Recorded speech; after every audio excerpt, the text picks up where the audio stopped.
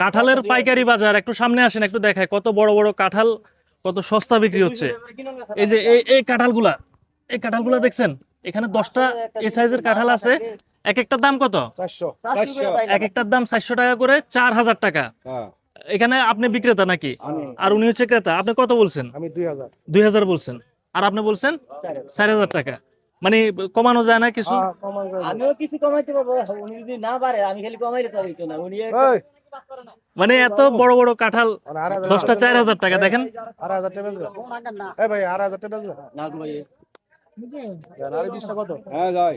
এটা আগে দাম পড়া না তোমার 20 টাকা এই 20 টা 20 টা কই দিতাম, 20 টা একবারে 2000 টাকা দেন তো। 20 টাকা 2000। হ্যাঁ আছে তো, কেন বড় কাটা আছে তো। না 1000 টাকা 20 টাকা। 20 টাকা দা। হ্যাঁ। আচ্ছা এই ধরনের দিতা আমারে দিয়ে না, আমি কিনবি 1200 বেচবে? না।